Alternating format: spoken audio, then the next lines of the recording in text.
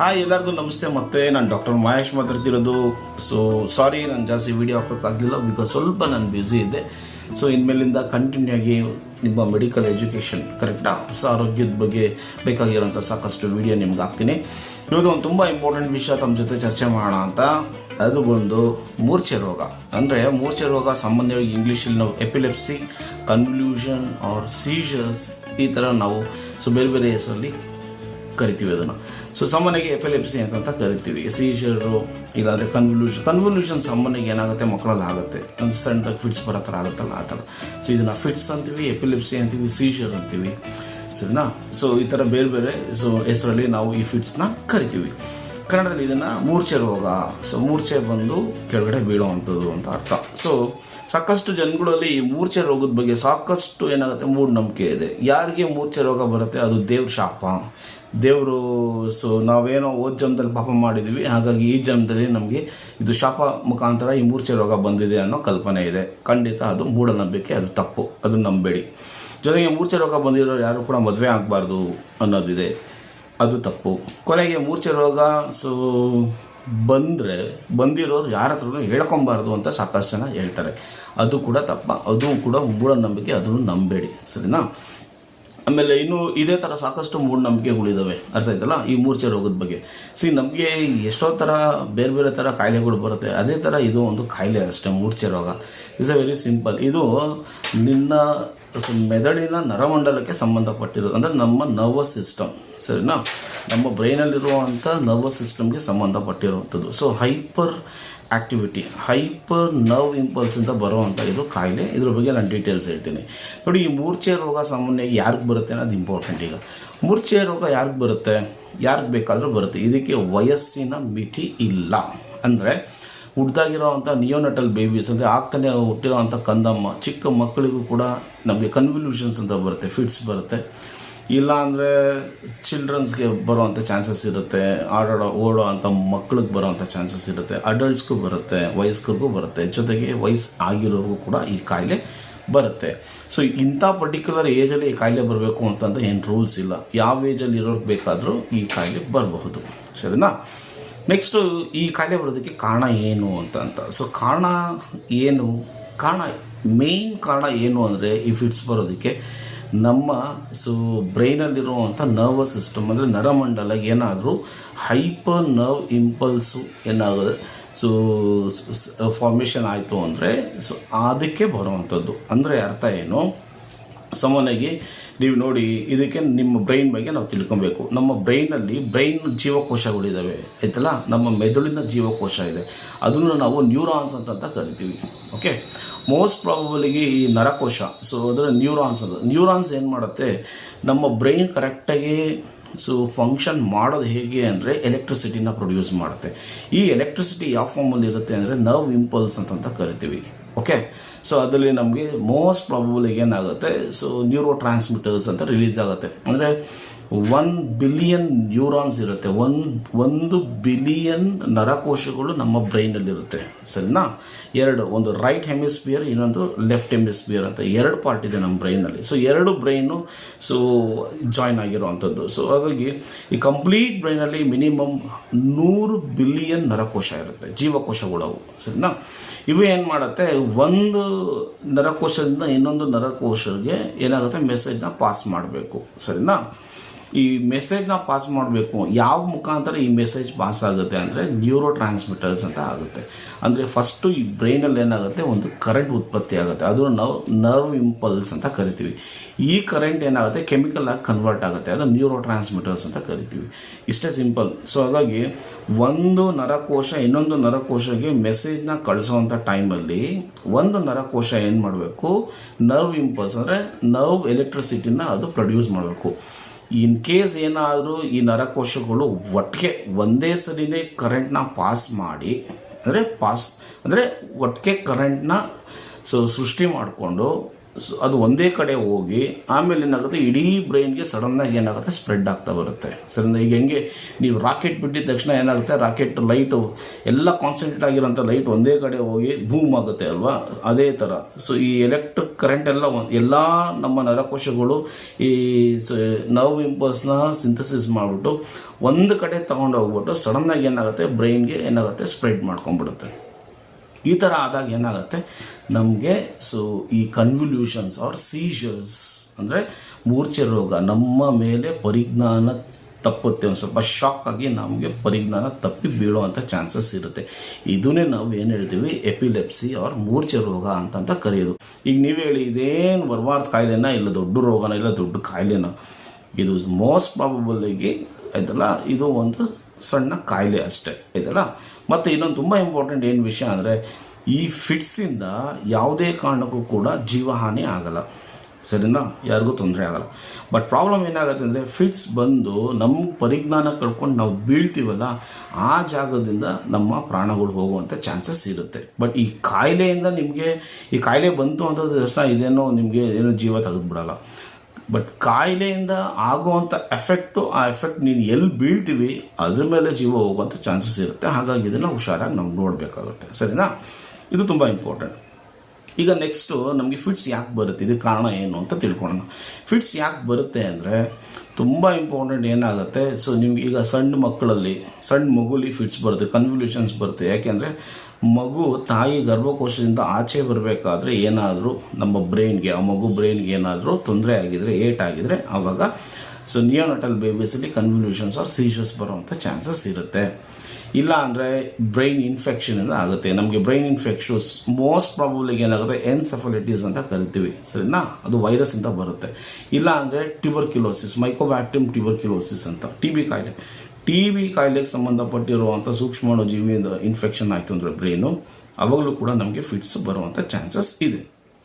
ಅಂದರೆ ಒಂದು ಇನ್ಫೆಕ್ಷನಿಂದ ಆಗುತ್ತೆ. ಇನ್ನೊಂದು ಬ್ರೈನ್ ಹ್ಯಾಮರೇಜ್ ಅಂತ ಕರಿತೀವಿ. ಸೊ ಬ್ರೈನಲ್ಲಿ ಏನಾದರೂ ರಕ್ತ ಹೆಪ್ಪುಕಟ್ಟರೆ ಅದರಿಂದನೂ ಕೂಡ ಫಿಟ್ಸ್ ಬರೋಂಥ ಚಾನ್ಸಸ್ ಇರುತ್ತೆ. ಇಲ್ಲಾಂದರೆ ಬ್ರೈನ್ ಟ್ಯೂಮರ್ ಆದರೆ, ಸರಿನಾ, ಬ್ರೈನಲ್ಲಿ ಏನಾದರೂ ಗೆಡ್ಡೆ ಏನಾದರೂ ಆಯಿತು ಅಂದರೆ, ಸೊ ಅದರಿಂದನೂ ಕೂಡ ಫಿಟ್ಸ್ ಬರುವಂಥ ಚಾನ್ಸಸ್ ಇರುತ್ತೆ. ಇಲ್ಲ ನಿಮಗೆ ಆಕ್ಸಿಡೆಂಟ್ ಆಗಿ ತಲೆಗೆ ಏನಾದರೂ ಜೋರಾಗಿ ಪೆಟ್ಟಾದರೆ ಅದರಿಂದ ಫಿಟ್ಸ್ ಬರುವಂಥ ಚಾನ್ಸಸ್ ಇರುತ್ತೆ. ಸರಿನಾ? ಮತ್ತು ಬ್ರೈನಲ್ಲಿ ಏನಾದರೂ ಸ್ಕಾರ್ ಆಗಿದ್ದರೆ ಅದರಿಂದನೂ ಕೂಡ ಏನಾಗುತ್ತೆ ನಮಗೆ, ಸೊ ಈ ಫಿಟ್ಸು ಬರುವಂಥ ಚಾನ್ಸಸ್ ಇರುತ್ತೆ. ಸೊ ಇದೆಲ್ಲ. ಮತ್ತು ಇನ್ನೊಂದು ಇಂಪಾರ್ಟೆಂಟ್ ಏನಂದರೆ ಹೆರಿಡಿಟರಿನೂ ಕೂಡ, ಅಂದರೆ ಸೊ ಅಪ್ಪನಲ್ಲಿರೋ ಅಂಥದ್ದು ಸೊ ಮಕ್ಕಳಿಗೂ ಬರುವಂಥ ಚಾನ್ಸಸ್ ಇರುತ್ತೆ. ಬಟ್ ಬರಲೇಬೇಕು ಅಂತಂತ ಏನು ರೂಲ್ ಇಲ್ಲ. ಅರ್ಥ ಇದೆಲ್ಲ, ಬಂದರೆ ಬರ್ಬೋದು, ಇಲ್ಲ ಅಂದರೆ ಇಲ್ಲ ಅಂದರೆ ಮ್ಯೂಟೇಷನ್ ಆಗಿ ಸಾಮಾನ್ಯವಾಗಿ ಈ ಕಾಯಿಲೆ ಬರುವಂಥ ಚಾನ್ಸಸ್ ಇರುತ್ತೆ. ಎಪಿಲೆಪ್ಸಿಲಿ ನಮಗೆ 2 ಥರ ಕ್ಲಾಸಿಫಿಕೇಷನ್, 2 ವಿಧ ಇದೆ. ಒಂದು ಜನರಲೈಸ್ಡ್ ಎಪಿಲೆಪ್ಸಿ, ಇನ್ನೊಂದು ಪಾರ್ಷಿಯಲ್ ಸೀಜರ್ಸ್ ಅಂತ ಕರಿತೀವಿ. ಸರಿನಾ? Generalized epilepsy or generalized seizures ಅಂದರೆ ಏನು ಅಂದರೆ, ಈ ಥರ ಕಾಯಿಲೆ ಬಂದಿರೋರು ಮೋಸ್ಟ್ ಪ್ರಾಬಬಲಿಗೆ ಪ್ರಜ್ಞೆ ಕಳ್ಕೊಂಡು ಕಿರ್ಚಾಡಿ ಕೈ ಕಾಲೆಲ್ಲ ಶೇಕ್ ಮಾಡ್ಕೊಂಡು ಬಿದ್ದೋಗ್ಬಿಡ್ತಾರೆ. ಇವರು ಮೋಸ್ಟ್ ಪ್ರಾಬಬಲಿ ಏನು ಮಾಡ್ತಾರೆ ಅಂದರೆ, ಹಲ್ಲು ಕಚ್ಚುವಂಥದ್ದು, ನಾಲ್ಗೆ ಕಚ್ಚುವಂಥದ್ದು, ನಾಲ್ಗೆ ಕಚ್ಚಿ ರಕ್ತ ಬರ್ತಾ ಇರುತ್ತೆ, ಮತ್ತು ಬಾಯಿಂದ ನೊರೆ ಬರೋ ಅಂಥದ್ದು. ಸರಿನಾ? ಸಡನ್ನಾಗಿ ಬರುತ್ತೆ ಇದು. ಅದೆಲ್ಲ ಸಡನ್ನಾಗಿ ಬಂದು ಸಡನ್ನಾಗಿ ಕಿರ್ಚಾಡ್ಕೊಂಡು ಹಂಗೆ ಬಿದ್ದೋಗ್ಬಿಡ್ತಾರೆ. ಸರಿನಾ? ಸೊ ಇದನ್ನು ನಾವು ಜನರಲೈಸ್ ಅಂದರೆ ಆ ಮನುಷ್ಯ ಕಂಪ್ಲೀಟಾಗಿ ಅವನ ಪರಿಜ್ಞಾನನ ಕಳ್ಕೊಂಡು ಬೀಳೋ ಅಂಥದ್ದನ್ನು ನಾವು generalized fits or generalized convulsion or generalized seizures ಅಂತ ಕರಿತೀವಿ. ಸರಿ, ಇದು ನೀವು ಸಾಮಾನ್ಯವಾಗಿ ನಮ್ಮ ಸೊಸೈಟಿಲಿ ಆಚೆ ಕಡೆ ಹೋಗ್ಬೇಕಾದ್ರೆ ನಮ್ಮ ಫ್ರೆಂಡ್ಸ್ ಆಗಿರ್ಬೋದು, ಬೇರೆ ಸಂಬಂಧಿಕರು ಆಗಿರ್ಬೋದು, ಇಲ್ಲೆಲ್ಲ ನೀವು ನೋಡಿರ್ತೀರ. ಸರಿನಾ? ಸೊ ಇದು ಒಂದು. ಸರಿನಾ? ಸೊ ಇದು ಕಂಪ್ಲೀಟಾಗಿ ಪರಿಜ್ಞಾನ ತಪ್ಕೊಂಡು ಅವ್ನು ಬಿದ್ದೋಗ್ಬಿಡ್ತಾನೆ. ಪಾರ್ಷಿಯಲ್ ಸೀಜರ್ಸ್ ಅಂದರೆ ಏನಾಗುತ್ತೆ ಅಂದರೆ, ಅವನಿಗೆ ಕಂಪ್ಲೀಟಾಗಿ ಪರಿಜ್ಞಾನ ತಪ್ಪಲ್ಲ, ಬೀಳಲ್ಲ ಅವನು. ಆ್ಯಕ್ಚುಲಿ ಕೂತ್ಕೊಂಡಿದ್ದ ಜಾಗದಲ್ಲಿ ಇಲ್ಲ ನಿಂತ್ಕೊಂಡಿದ್ದ ಜಾಗದಲ್ಲಿ ಫಿಟ್ಸ್ ಬರುತ್ತೆ. ಇದರಲ್ಲಿ ನಿಮಗೆ ಕಾಂಪ್ಲೆಕ್ಸ್ ಪಾರ್ಷಿಯಲ್ ಸೀಜರ್ಸ್ ಅಂತ ಇನ್ನೊಂದು ವಿಧ ಇದೆ. ಸೊ ಇದರಲ್ಲಿ ಸಾಕಷ್ಟು ವಿಧಗಳಿದೆ. ನಿಮಗೆ ಫೋಕಲ್ ಸೀಜರ್ಸ್ ಅಂತ ಬರುತ್ತೆ. ಫೋಕಲ್ ಸೀಜರ್ಸ್ ಅಂದರೆ ಏನು, ಚಿಕ್ಕ ಮಕ್ಕಳಲ್ಲಿ ಬರ್ತಿದ್ದು. ಅವ್ರು ಏನಂದರೆ, ಸೊ ಹಿಂಗೆ ಈಗ ಚಿಕ್ಕ ಮಕ್ಕಳು ಪಾಠ ಕೇಳ್ತಾ ಇರ್ತಾರೆ ಅನ್ಬೇಕು, ಟೀಚರ್ಸ್ ನಿಂಗೇನು ಬೋರ್ಡ್ ನೋಡ್ತಾ ಇರ್ತಾರೆ. ಬೋರ್ಡ್ ನೋಡ್ತಾ ಒಂದು 5 ಸೆಕೆಂಡು ಇಲ್ಲಾಂದರೆ 1 ಮಿನಿಟ್ ತನಕ ಏನಾಗುತ್ತೆ ಕಣ್ಣು ಮಿಟಕ್ಸಲ್ಲ ಅವರು, ಹಾಗೇ ನೋಡ್ತಿರ್ತಾರೆ. ಅದು ಫಿಟ್ಸ್. ಅದು ಆ್ಯಕ್ಚುಲಿ ಅದು ನಾವು ಫೋಕಲ್ ಸೀಜರ್ಸ್ ಅಂತ ಕರಿತೀವಿ. ಸರಿನಾ? ಇನ್ನೊಂದು ಸೊ ಮಯೋಕ್ಲೋನಿಕ್ ಸೀಜರ್ಸ್ ಅಂತ ಕರಿತೀವಿ. ಮಯೋಕ್ಲೋನಿಕ್ ಸೀಜರ್ಸ್ ಅಂದರೆ, ಈಗ ಯಾರು ಬಂದು ಸಡನ್ನಾಗಿ ಎದುರಿಸಿದ್ರೆ ನಾವು ಬೆಚ್ಚಿ ಬೀಳ್ತೀವಲ್ಲ, ಈ ಥರ ಬೆಚ್ಚಿಬಿಡ್ತೀವಲ್ಲ ಆ ಥರ 1 ಸೆಕೆಂಡ್ 2 ಸೆಕೆಂಡ್ ಅವ್ರಿಗೆ ಗೊತ್ತಿಲ್ಲದಂಗೆ ಸಡನ್ನಾಗಿ ಹಿಂಗೆ ಬೆಚ್ಚಿಬಿದ್ದುಬಿಡ್ತಾರೆ. ಅದೊಂದು ಫಿಟ್ಸ್ ಅದು ಆ್ಯಕ್ಚುಲಿ. ಅದು ನಮಗೂ ಗೊತ್ತಾಗಲ್ಲ, ಸಾಮಾನ್ಯ ಜನರಿಗೆ ಅದು ಗೊತ್ತಾಗಲ್ಲ. ಕೆಲವ್ರು ಏನಾದರೂ ಕಾನ್ಸ್ಟೆಂಟ್ಲಿ ಸ್ಟೇರ್ ಅಂದರೆ ಒಂದೇ ಹಿಂಗೇ ನೋಡ್ತಾ ಇರ್ತಾರೆ, ಅವರು ಸುಮ್ಮನೆ ನೋಡ್ತಾ ಇರ್ತಾರೆ, ಹಿಂಗೆ ಕಣ್ಣೇ ಬಿಟ್ಟಿಸಲ್ಲ. ಅದನ್ನು ನಾವು ಫೋಕಲ್ ಸೀಜರ್ಸ್ ಅಂತ ಕರಿತೀವಿ. ಆಮೇಲೆ 2 ನಿಮಿಷ 3 ನಿಮಿಷ ಆದಮೇಲೆ ಸರಿ ಹೋಗುತ್ತೆ, ಹಂಗೆ ಹೊರಟೋಗ್ಬಿಡ್ತಾರೆ. ಮಯಕ್ ಅಂದರೆ ಬಿದ್ದಂಗೆ ಆಗುತ್ತೆ, ಸರಿನಾ? ಹಾಗೆ ಅದಕ್ಕೆ ಹೇಳಿದ್ವಿ. ಇನ್ನು ಕೆಲವರಿಗೆ ನಿಮಗೆ ಟೋನಿಕ್ ಸೀಜರ್ಸ್ ಅಂತ ಟೋನಿಕ್ ಸೀಜರ್ಸ್ ಅಂದರೆ ಅವ್ರಿಗೆಲ್ಲ ಏನಾಗುತ್ತೆ, ಸಾಮಾನ್ಯವಾಗಿ ಮೈ ಕೈಯೆಲ್ಲ ಏನಾಗುತ್ತೆ ಸ್ಟ್ರೈಟಾಗಿ ಹಂಗೆ ಇಟ್ಕೊಳಂಗೆ ಹೋಗ್ಬಿಡುತ್ತೆ, ಹಂಗೆ ಇಟ್ಕೊಳ್ತಾರೆ. ಕರೆಕ್ಟಲ್ವ? ಮಸಲ್ಸ್ ಎಲ್ಲ ಟೈಟ್ ಮಾಡ್ಕೊಂಡು ಒಂದೇ ಕಡೆ ನಿಂತ್ಕೊಂಡ್ಬಿಡ್ತಾರೆ. ಇದನ್ನು ನಾವು ಟೋನಿಕ್ ಸೀಜರ್ಸ್ ಅಂತ ಕರಿತೀವಿ. ಹಾಗೆ ಪಾರ್ಷಿಯಲ್ ಸೀಜರ್ಸ್ ಅಂತ ಬರುತ್ತೆ. ಇಲ್ಲಾಂದರೆ ಆಬ್ಸೆನ್ಸ್ ಸೀಜರ್ಸು ಅಷ್ಟೇ. ಸೊ ಹೋಗ್ತಾ ಇರ್ತಾರೆ, ಸಡನ್ನಾಗಿ ನಿಂತ್ಕೊಂಡ್ಬಿಡ್ತಾರೆ ಹಂಗೆ, ಸರಿನಾ? ಹಾಗೆ ಕಾನ್ಸ್ಟೆಂಟು. ಈಗ ನಾವು ಚಿಕ್ಕ ಮಕ್ಕಳು ಆಡಿರ್ತಾರೆ, ಸ್ಟಾಪ್ ಆಗ್ತಾರಲ್ಲ ಅದೇ ಥರ ಎಲ್ಲ ಹೋಗ್ತಾ ಇರ್ತಾರೆ, ಇಲ್ಲ ಏನೋ ಮಾಡ್ತಿರ್ತಾರೆ, ಎಲ್ಲ ಕೂತ್ಕೊಂಡಿರ್ತಾರೆ. ಸಡನ್ನಾಗಿ ಅವ್ರಿಗೆ ಆ 1 ನಿಮಿಷ ಏನೋ ಪರಿಜ್ಞಾನ ಇರಲ್ಲ, ಅರ್ಥ ಇದಲ್ಲ. ಬಟ್ ಸುತ್ತಮುತ್ತ ಏನು ಆಗ್ತಾ ಇರುತ್ತೆ ಅನ್ನೋದು ಗೊತ್ತಿರುತ್ತೆ. ಪಾರ್ಷಿಯಲ್, ಅದಕ್ಕೆ ನಾವು ಪಾರ್ಷಿಯಲ್ ಸೀಜರ್ಸ್ ಅಂತ ಕರಿತೀವಿ. ಇದನ್ನು ಆಬ್ಸೆನ್ಸ್ ಸೀಜರ್ಸ್ ಅಂತ ಕರಿತೀವಿ. ಆಬ್ಸೆನ್ಸ್ ಸೀಜರ್ಸ್ ಅಂದರೆ ಅವನೇನು ಕೆಳಗಡೆಗೆ ಬಿಡಲ್ಲ, ಬಟ್ ಹಂಗೆ ಸ್ಟಾಗ್ನೆಂಟ್ ಆಗಿಬಿಡ್ತಾನೆ. ನಿಂತ್ಕೊಂಡಿದ್ದ ಜಾಗದಲ್ಲಿ ನಿಂತ್ಕೊಳ್ಳೋದು, ಕೂತ್ಕೊಂಡಿದ್ದ ಜಾಗದಲ್ಲಿ ಹಂಗೆ ಕೂತ್ಕೊಳ್ಳೋದು. 1 ಮಿನಿಟ್ ಇಲ್ಲಾಂದರೆ ಹಾಫ್ ಮಿನಿಟ್ ನಿಂತ್ಕೊತಾನೆ, ಆಮೇಲೆ ಸರಿ ಹೋಗಿ ಎದ್ದು ಹೋಗ್ತಾನೆ, ಆಯ್ತಲ್ಲ, ಈ ಥರ. ಸೊ ಹಾಗಾಗಿ ಇದು ನಿಮಗೆ ಕ್ಲಾಸಿಫಿಕೇಶನ್. ಜನರಲೈಸ್ಡ್ ಸೀಜರ್ಸ್ ಅಂತ, ಇನ್ನೊಂದು ಪಾರ್ಷಿಯಲ್ ಸೀಜರ್ಸಲ್ಲಿ ನಿಮಗೆ ಕಾಂಪ್ಲೆಕ್ಸ್ ಪಾರ್ಷಿಯಲ್ ಸೀಜರ್ಸು, ಫೋಕಲ್ ಸೀಜರ್ಸು, ಮಯೋಕ್ಲೋನಿಕ್ ಸೀಜರ್ಸು, ಟೋನಿಕ್ ಸೀಜರ್ಸು, ಆಬ್ಸೆನ್ಸ್ ಸೀಜರ್ಸು. ನೋಡಿ, ಇದನ್ನೆಲ್ಲ ಎಕ್ಸ್ಪ್ಲೈನ್ ಮಾಡಿದೆ. ಇದೆಲ್ಲನೂ ಕೂಡ ಒಂದು ಫಿಟ್ಸ್ನ ಭಾಗ, ಸರಿನಾ? ಮೂರ್ಛೆ ರೋಗದ ಭಾಗ. ಹಾಗೆ ಜನರಲೈಸ್ಡ್ ಸೀಜರ್ಸು ತುಂಬ ಡೇಂಜರ್ ಆ್ಯಕ್ಚುಲಿ, ಸರಿನಾ? ಅದಕ್ಕೆ ನಾವು ಟ್ರೀಟ್ಮೆಂಟ್ ತೊಗೊಬೇಕು. ಯಾಕೆಂದರೆ ಅವರು ಕಂಪ್ಲೀಟಾಗಿ ಪರಿಜ್ಞಾನನ ಕಳ್ಕೊಂಡು ಎಲ್ಲಿ ಬೇಕಾದ್ರೂ ಬೀಳುವಂಥ ಚಾನ್ಸಸ್ ಇರುತ್ತೆ.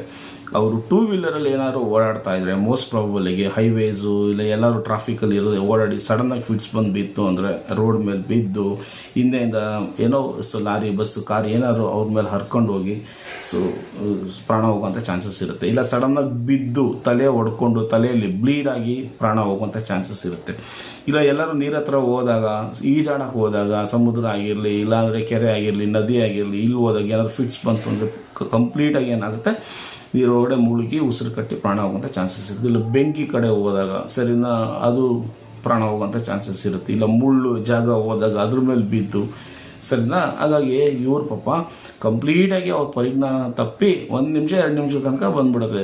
ಕೆಲವರು ಏನಾಗುತ್ತೆ, ಈ ಫಿಟ್ಸು ಕಂಟಿನ್ಯೂಸ್ ಆಗಿ ಕೂಡ ಬರುತ್ತೆ 2 ನಿಮಿಷ ಬಿಡುತ್ತೆ, ಮತ್ತೆ 2 ನಿಮಿಷ ಬಿಟ್ಟು ಇನ್ನೊಂದು 2 ನಿಮಿಷ ಬರುತ್ತೆ.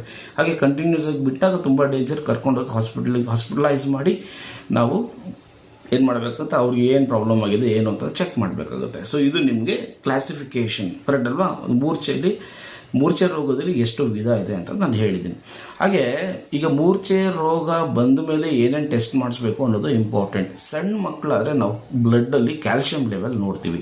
ಬಿಕಾಸ್ ಈ ಕ್ಯಾಲ್ಶಿಯಂ ಏನು ಮಾಡುತ್ತೆ ನಿಮಗೆ ನೋಡಿ, ನರ್ವ್ ಟ್ರಾನ್ಸ್ಮಿಷನ್ ಅಂತ ಆಗುತ್ತೆ. ಅಂದರೆ ನಮ್ಮ ನರಕೋಶ ಆ್ಯಕ್ಟಿವ್ ಆಗಿ ನರ್ವ್ ಇಂಪಲ್ಸ್ನ ಜನರೇಟ್ ಮಾಡಿ ಕಂಡಕ್ಟ್ ಮಾಡಬೇಕು ಅಂದರೆ ಕ್ಯಾಲ್ಶಿಯಂ ನಮಗೆ ತುಂಬ ಇಂಪಾರ್ಟೆಂಟ್. ಹಾಗಾಗಿ ಆ ಮಕ್ಕಳಲ್ಲಿ ನಾವು ಕ್ಯಾಲ್ಶಿಯಂ ಕಾನ್ಸಂಟ್ರೇಷನ್ ಎಷ್ಟಿದೆ ಅಂತ ರಕ್ತ ಪರೀಕ್ಷೆ ಮಾಡ್ತೀವಿ, CBC ಮಾಡಿಸ್ತೀವಿ, ಸರಿನಾ? ಆಮೇಲೆ ಕಿಡ್ನಿ ಫಂಕ್ಷನ್ ಟೆಸ್ಟ್ ಮಾಡ್ತೀವಿ, ಲಿವರ್ ಇಲ್ಲ ಟೋಟಲ್ ಬಾಡಿ ಟೆಸ್ಟ್ ಮಾಡ್ತೀವಿ. ಅದ್ರಲ್ಲಿ ತುಂಬ ಇಂಪಾರ್ಟೆಂಟ್ ಕ್ಯಾಲ್ಶಿಯಂ. ಸ್ವಲ್ಪ ಚಿಲ್ಡ್ರನ್ಸು ಅದೆಲ್ಲ, ಈ ಚಿಲ್ಡ್ರನ್ಗಳಾದರೆ ಸೋಡಿಯಮ್ಮು ಮತ್ತು ಪೊಟ್ಯಾಷಿಯಮ್ ತುಂಬ ಇಂಪಾರ್ಟೆಂಟ್, ಅದನ್ನು ಕೂಡ ಟೆಸ್ಟ್ ಮಾಡ್ತೀವಿ. ಅದು ಕಡಿಮೆ ಆದರೆ ಅವಾಗಲೂ ಕೂಡ ಫಿಟ್ಸ್ ಬರೋಂಥ ಚಾನ್ಸಸ್ ಇರುತ್ತೆ. ಮತ್ತು ತುಂಬ ಇಂಪಾರ್ಟೆಂಟ್ ಏನು ಅಂದರೆ ನಾವು MMR ಸ್ಕ್ಯಾನ್, ಅದು ತುಂಬ ಇಂಪಾರ್ಟೆಂಟು, ಅರ್ಥ ಆಯ್ತಲ್ಲ? ನಿಮಗೆ MRI ಸ್ಕ್ಯಾನ್ ಮಾಡಿಸೋದು ಸಖತ್ ಇಂಪಾರ್ಟೆಂಟ್ ಆಗುತ್ತೆ. ಇಲ್ಲ CT ಸ್ಕ್ಯಾನ್ ಕೂಡ ಮಾಡಿಸ್ಬೋದು.